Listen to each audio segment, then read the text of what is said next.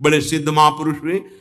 वो कह रहे हैं कि नाम कैसे आपका निरंतर चलेगा, इसके लिए जिस वाणी से नाम जप करो यदि झूठ बोलोगे, अरे आश्चर्य होता है, झूठ बोल करके तुम सोच रहे हो हम संभाल लेंगे। नहीं नहीं, झूठ तुम्हारा नाश कर रहा है, तुम्हें पता नहीं। जिस जिह्वा से नाम जप कर रहे हो, अगर नाम का विशेष फल प्राप्त करना है, जल्दी फल प्राप्त करना है, आपको दुखों से बचना है, पाप भस्म करना है, तो झूठ बोलना बंद कर दीजिए। क्या बिगड़ जाएगा आपका? सच्ची बोलने में क्या बिगड़ जाएगा? सच्ची बोलना शुरू करोगे, हिम्मत नहीं रह जाएगी पाप करने की। ये जो पाप करने की तुम्हारी हिम्मत पड़ रही, झूठ बोलने के कारण पड़ रही। नहीं, असत्य संपातक पुंजा, सबसे बड़ा पाप झूठ बोलना। उससे क्या होता है? हर चीज हम छुपाना चाहते, किससे? उस सर्वज्ञ परमात्मा से, गुरुदेव से। नहीं, झूठ नहीं। नाम इसीलिए नहीं चल पा रहा, थोड़ी दिन नाम चलाएंगे छूट जाएगा, क्योंकि आप झूठ बोलते हैं, पापाचरण करते हैं।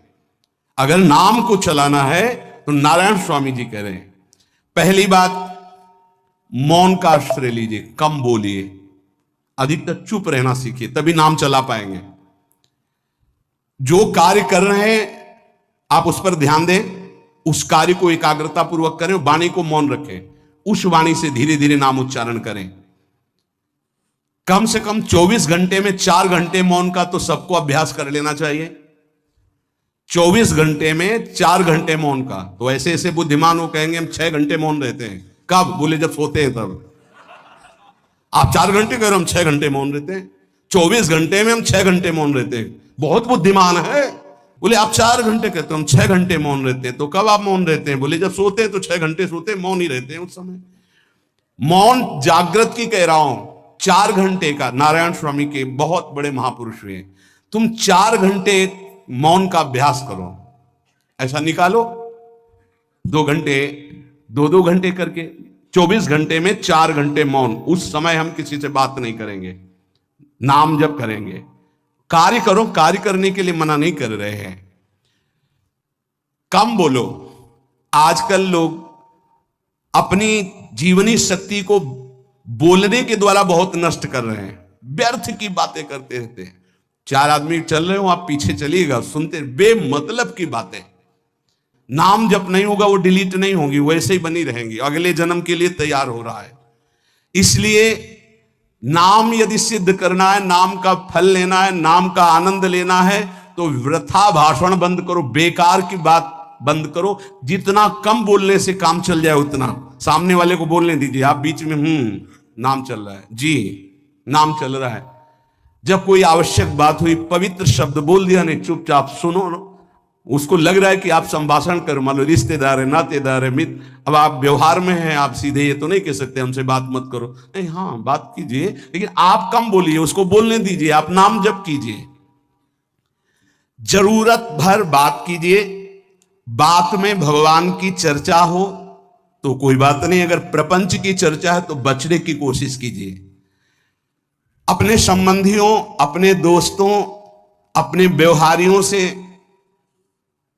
व्यवहार, दोस्ती, संबंध शिथिल कीजिए, तभी नाम में प्रीति होगी। अगर ये कि अब हमारे दोस्त आ गए हैं तो फिर वो दोस्त छूट जाएगा नाम, अब बातें शुरू हो गई प्रपंच की। धन्य है ऐसी बुद्धि जो प्रियजनों से भी संभाषण केवल भगवत वाक्यों का, अन्यथा नहीं। इसीलिए इस मार्ग को वर्ण करना बहुत कठिन है। एक ऐसा तुम्हारा निवास स्थान होना चाहिए अलग, जिसमें अपने रिश्तेदार, नातेदार, व्यवहारियों का प्रवेश ना हो। आपकी शैया अलग होनी चाहिए। अगर नाम जापक नाम सिद्ध करना चाहता है, नाम का फल लेना चाहता है, नाम निरंतर चलाना चाहता है, तो जिस आसन पर आप बैठते हैं उसी में प्रपंची, विषयी, संसारिक वृत्ति वाले बैठेंगे तो भजन की वृत्ति नहीं बन पाएगी। एक ऐसा, वैसे होते हैं घरों में बैठने वालों का अलग, लेकिन साधन कक्ष अलग होना चाहिए अपना। किसी का यदि प्रवेश ना हो तो आप देखेंगे कि आपके साधन के परमाणु आपको वहां बैठते ही तत्काल विक्षेप रहित करके भजन में लगा देंगे। अगर घर में ऐसा कुछ ना हो तो एक आसन अपना अकेला रखिए, जिस पर आप शयन करें वो आसन केवल आपका ही होना चाहिए। अगर वो सार्वजनिक बैठने के लिए ही है, ऐसी व्यवस्था नहीं, तो आसन समेट कर अपना अलग रख दीजिए और दूसरे आसनों पर बैठा लिए, फिर वो आसन हटाकर जब आप शयन करें तो आपका आसन होना चाहिए। इसका बहुत बड़ा प्रभाव पड़ेगा। कोई भी ऐसा दृश्य या पुस्तक ना पढ़ें जो वासनात्मक हो और प्रभु के नाम से आपको विमुख कर दे। अखबार आदि, समाचार आदि, ये हमारे चिंतन को नष्ट करते हैं। अगर नाम जप करना है, निरंतर नाम स्मृति बैठालनी है, एक घटना कई मिनट तक विक्षेप देती है। ऐसा हुआ, कैसे लोग हैं, और उसमें तो समाचार ही हो रहे हैं, सैकड़ों बातें हो रही, पेपर है तो सैकड़ों बातें लिखी हैं, क्या क्या, अब वो सब दिमाग में भर गई। इतना व्यसन है किसी किसी को पेपर पढ़ने का, समाचार पत्र पढ़ने का, कि सुबह होते ही वो विरह में रहते हैं कि पेपर आ जाएगा। आया नहीं, और मिला तो ऐसी एकाग्रता से पढ़ते हैं जैसे वेदांत चिंतन करने वाला वेदांत चिंतन। चश्मा लगा, चाय रखी, ठंडी हो रही, उससे मतलब बीच बीच में चाय और चश्मा से और पूरे दिमाग में वही। अब क्या करेगा, जो पढ़ा है उसका चिंतन बनेगा, वही बोला जाएगा। अब जहां चार मिले तो तुम्हें पता है, उत्तर प्रदेश में ये हुआ, मध्य प्रदेश में ये हुआ, चर्चा दिमाग। नाम जापक पूज्य श्री नारायण स्वामी कह रहे, अखबार पढ़ना, दुनिया भर के प्रपंच की जिसमें बातें हैं, ऐसे समाचार, ऐसे टेलीविजन देखना, ये तुम्हारे हृदय में नाम नहीं चलने देंगे, तुम्हारी स्फुरणा को गंदी कर देंगे, बेकार का वक्त खराब होगा। इसलिए अगर आपको पढ़ना ही है तो धार्मिक ग्रंथों को पढ़िए, अपने इष्ट संबंधी ग्रंथों को पढ़िए नाम जपने के लिए। किसी को कभी वचन न दें। पांचवा, बहुत बहुत पॉइंट की बात करें, यदि आपने किसी को वचन दे दिया और पूरा नहीं किया तो भजन का फल वहां जाएगा, ध्यान रखना।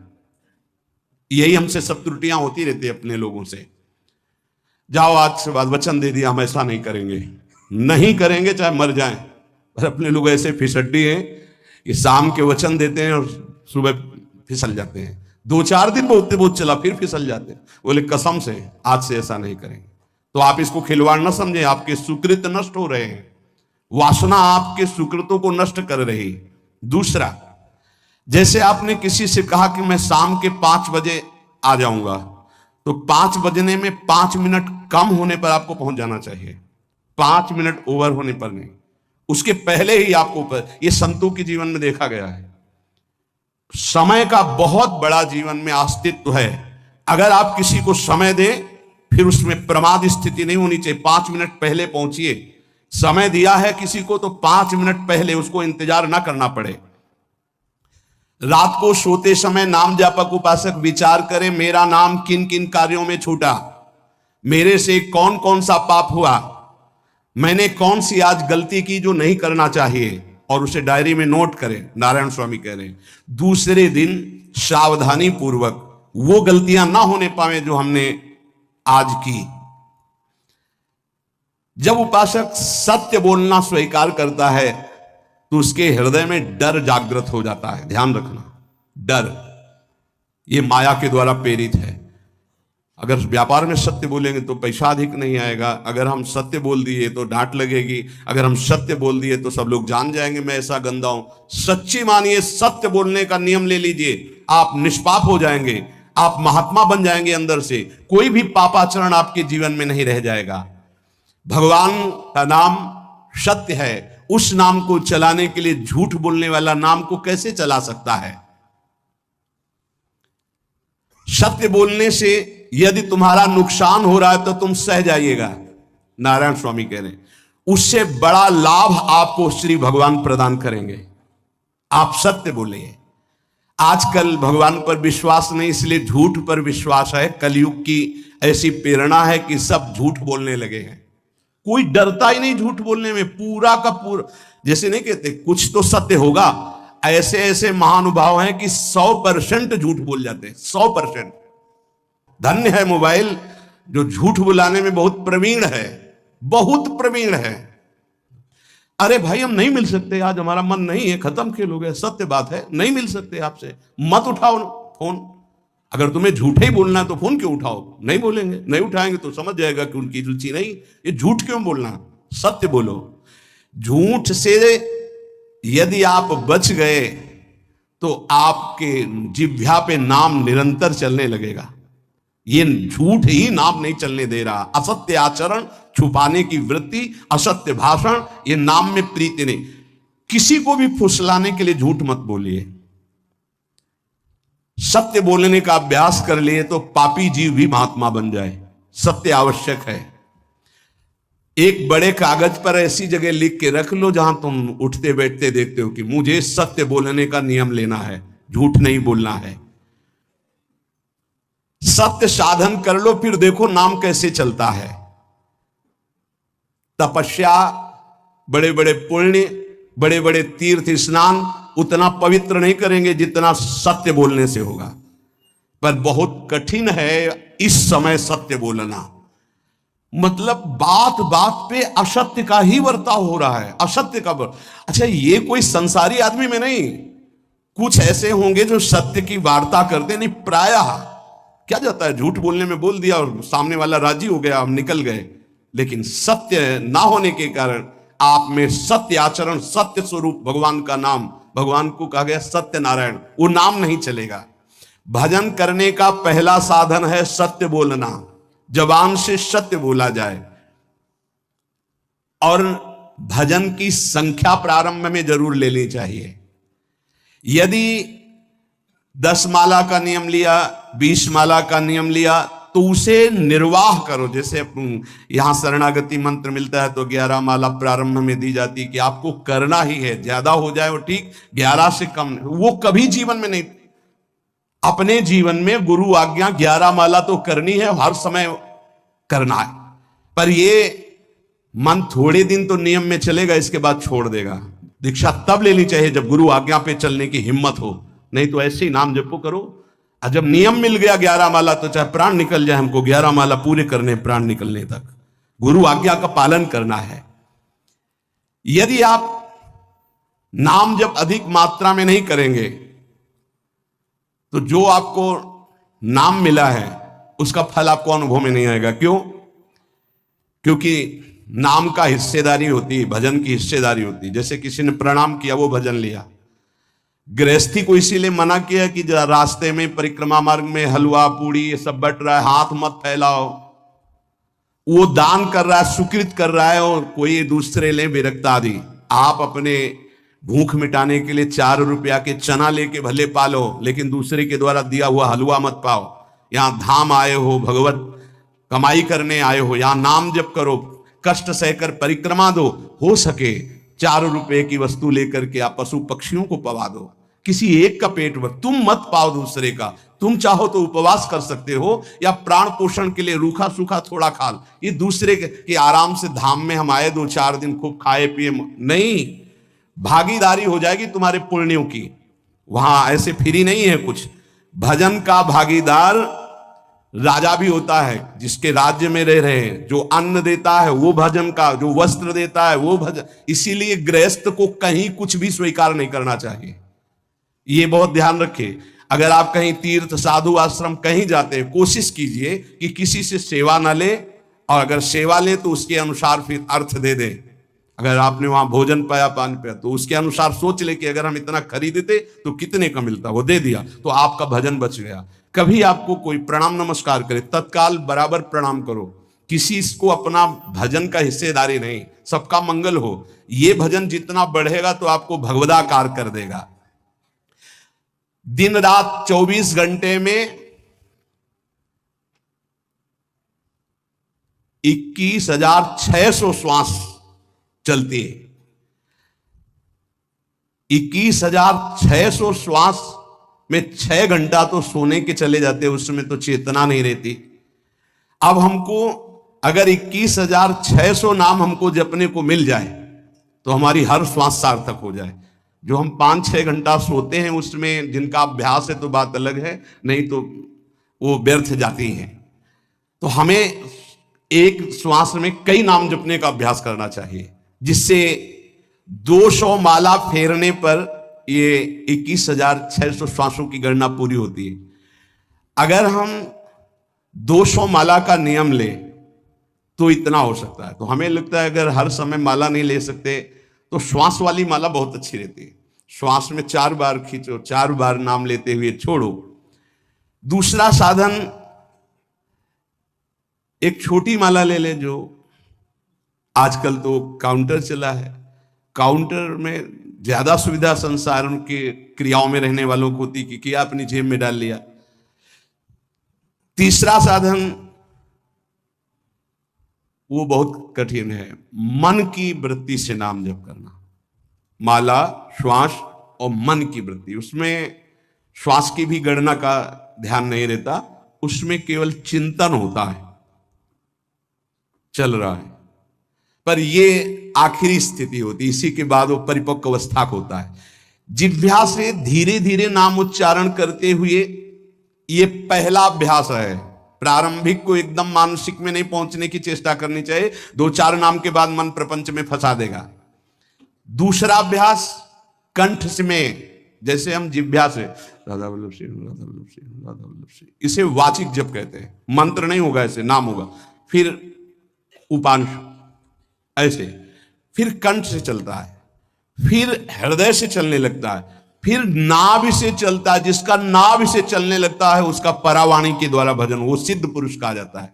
4 वाणी, परा, पश्यंती, मध्यमा, वैखरी। वैखरी जो बोल रहे हैं, जो कंठ से, फिर हृदय से पश्यंती, परा नाभि से, मूलाधार केंद्र से लेकर के संपूर्ण ब्रह्मांड में इसमें नाम गूंज रहा है, वो सिद्ध पुरुष का होता है। पहला अभ्यास जिह्वा हिला करके शुरू करें, राधा राधा राधा राधा। फिर कंठ से, कभी हमारे सदगुरुदेव भगवान को देखना, अगर कोई आ गया और बातचीत का हुआ तो यहां से तत्काल चलता दिखाई देता है ना, कंठ ऐसे ऐसे हिलने लगता है कंठ। और शांत बैठे तो फिर नहीं दिखाई देता। अगर कोई है आसपास तो इतनी तीव्रता लगन होती कि कहीं छूट ना जाए नाम। कंठ से विशिष्ट अभ्यासी का, फिर हृदय से परिपक्व अभ्यासी का, और नाभि से सिद्ध महापुरुष का, परावाणी से चलता है। अगर 1 वर्ष तक जिह्वा से अभ्यास किया जाए, ये मैंने किया है, नारायण स्वामी कहते हैं, तो दूसरे वर्ष में कंठ से प्रारंभ हो जाता है। 2 वर्ष कंठ से चले तो अगला हृदय से प्रारंभ हो जाता है, और हृदय से 3 वर्ष चले तो फिर नाभि से 7 वर्ष में नाम सिद्ध हो जाएगा। अगर नियम पूर्वक झूठ ना बोले, सत्य आचरण करे, ऐसे नाम जप करे। हम ये कहते हैं कि चलो थोड़ा धीमे ही सही, पर 12 वर्ष में तो आपको सिद्ध हो जाना चाहिए। 12 वर्ष, यहां बोले 30 वर्ष के, 50 वर्ष हो गए साधन करते हो, ज्यों कहते हो कोई परिवर्तन नहीं। इसका मतलब अंदर से नाम नहीं चलाया जा रहा, नाम में रुचि नहीं। 12 वर्ष में तो भगवत साक्षात्कार करके जागृत स्वप्न सुषुप्ति अवस्था पर विजय प्राप्त कर लेता है साधक। ऐसा ही स्वामी जी ने किया। नारायण नारायण नारायण नारायण नारायण, ऐसी सिद्धावस्था हो गई थी। एक टाट की लंगोटी, एक रस्सी कमर में, बस। बड़े ही उच्च कोट, और बहुत बड़े अरब खरबपति घर के बालक थे। सारी सिद्धियां उसके पैरों में लौटने लगती हैं, जिसका नाभि से भजन प्रारंभ हो जाता है, परावाणी से। अजपा जाप उसे ही कहते हैं जो नाभि से होता है। अजपा जाप करने वाले उपासक में जो अजपा जाप करने की चाह रखते हैं, पहला भोजन पर ध्यान दे, सात्विक भोजन, पवित्र भोजन। भाई नाम का स्वाद नहीं मिला तो कुछ लोग जो है बहुत प्रसन्न होते हैं जब सांसारिक पदार्थ आता है। बड़ी कृपा श्री ठाकुर जी की रही है कि इस विषय पर जो है बहुत परिपक्व किया है। रोटी नहीं मिली, ये रबड़ी रसगुल्ला की तो बात जाने दो। गंगा का किनारा, गांव में जाना नहीं, जो आकाश वृत्ति से वो आ जाए वही। आप लोगों को तो रोटी तो मिल रही है। पहला नाम सिद्ध करने के लिए भोजन सात्विक और थोड़ा, अगर एक समय पाके निर्वाह कर लो तो अच्छा, नहीं तो 2 समय। 3 समय पाने का तो अधिकार ही नहीं साधक को। भगवान की बड़ी कृपा है, जब भूख थी तब था नहीं, और जब है तो भोजन नहीं पा सकते। वो बड़ा लीला बिहारी है। जब भूख थी तब भोजन नहीं, और जब भोजन है तो नियम कानून इसके लग गए हैं। ये इतना इतना।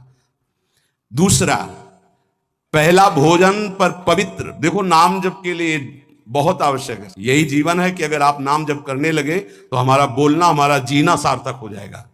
अगर नाम जप आपको करना है तो पवित्र भोजन होना चाहिए। 2 टाइम भोजन पाना है तो थोड़ा थोड़ा पाओ, पेट ना भरने पाए, ऐसा ना लगने की वजन बढ़ गया है। वजन बढ़ गया है तो भजन घट गया है, वजन घट गया है तो भजन बढ़ गया है। देखो, तुम्हारे संसारिक संबंधी माता पिता चाहेंगे कि तुम्हारा चिकना शरीर होना चाहिए, हष्ट पुष्ट होना चाहिए, लेकिन हम चाहेंगे कि तुम्हारा भजन पुष्ट होना चाहिए, भगवदाकार वृत्ति होना चाहिए। शरीर तो आज है, कल नहीं रहेगा, चाहे जितना चिकना कर लो। संसारिक माता पिता के प्यार में और गुरु के प्यार में यही अंतर है।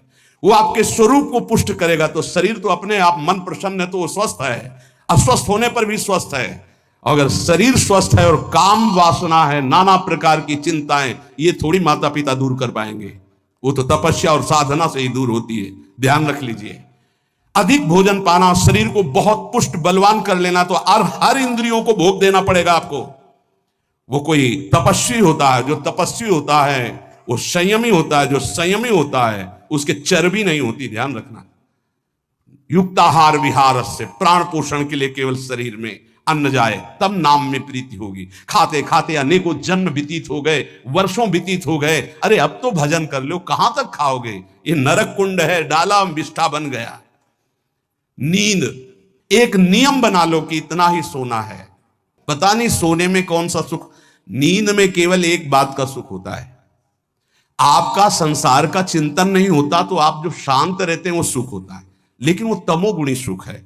अगर आप जागृत में संसार का चिंतन न होने दें और भगवत चिंतन कर रहे हैं तो आप महापुरुष हो जाएंगे। सो के जीवन क्यों बर्बाद करते हैं? एक टाइम रखिए सोने का, बस। ये कोई तुम्हारा सुख नहीं है, ये तमोगुणी सुख है। निद्रा आलस्य प्रमादोत्तम तत्तामस मुदाहृतम। और एक बात समझ लो, यद तज्ञे विस्मि परिणामे अमृतोपमम। जिसमें विष जैसा शुरुआत में लगता है उसका परिणाम अमृत होता है, और जिसकी शुरुआत अमृत जैसी लगती है उसका परिणाम विष होता है। प्रातःकालीन उठ करके सत्संग में आना विष जैसा लगता है, लेकिन उठ के आ रहे हो तो इसका फल अमृत होगा। ब्रह्म मुहूर्त में सो रहे हैं, जीवन बर्बाद कर रहे हैं, अरे ब्रह्म मुहूर्त में उठिए, स्नान कीजिए और सच्चिदानंद भगवान में चित्त को जोड़िए। ये विष जैसा लगता है, परिणाम अमृत जैसा होता है। तीसरा, 24 घंटे में 1 घंटे का तो एकांतवास करना सीख ही लो, चाहे गृहस्थ हो चाहे कोई भी हो। 1 घंटे हमसे कोई बात नहीं करेगा, अपने दरवाजा बंद, थोड़ा 1 घंटे कोई ऐसा समय निकालो जिसमें चित्त को केवल श्री कृष्ण से जोड़ो, प्रियाजू से जोड़ सको। चौथा, विरक्त साधक, तकिया गद्दा, ये सब चीजें अगर लगा के सोओगे तो नाम जप नहीं होगा। देखो, हितधाम में कुशासन और एक ईंट कुशासन के नीचे, सर्दी में ओढ़ने के जो हमारे कंबल थे वो आटे का बोरा बलराम जी ला के दे थे। जीवन को यदि आप कसौटी पे नहीं कसेंगे तो भजन नहीं होने वाला। अब तो शरीर रोग से ग्रसित है, आप चाहे जहां रखो चाहे जैसे रखो, प्रिया जो जाने। जब तक हमें भगवदाकार वृत्ति ना हो जाए तब तक विषयों को स्वीकार नहीं। ऐसे हैं साधक, बड़ा सुख मिलता है। एक ऐसे पड़ा हुआ है आसन, उनके कमरे में जाके देखिए, केवल आसन ही है। कितने ऐसे साधक राधा के कुंज में रहते जिनकी चटाई केवल है, न तकिया है न गद्दा है न कोई, उसी चटाई को ऐसे खड़ा कर दिया, बिछा लिया, बस उसी में पड़े, भोजन मिला पा लिया, ऐसे रह रहे हैं। कमरे में देखो जाके तो ऐसा लगेगा कि इसमें कोई रहता ही नहीं, कुछ है ही नहीं, केवल चटाई है। तकिया गद्दा विशेष विलासिता की वस्तुएं तो नाम जप नहीं होने वाला, ध्यान रखना। जहां पड़े आराम से नींद आ जाएगी, सो जाएंगे, और जब तो नींद उतनी ही आएगी जितनी आवश्यकता है। भजन का खजाना तिजोरी में रखें, कभी किसी से बताएं नहीं कि आपका भजन कितने माला कितना होता है। पूज्य नारायण स्वामी जी कह रहे हैं, भजन को खजाने में रखने का मतलब है लूटने वाले डाकू माया भेजती है, काम क्रोध लोभ मोह मद मत्सर आदि, और प्रिय गृहस्थ भगत आदि।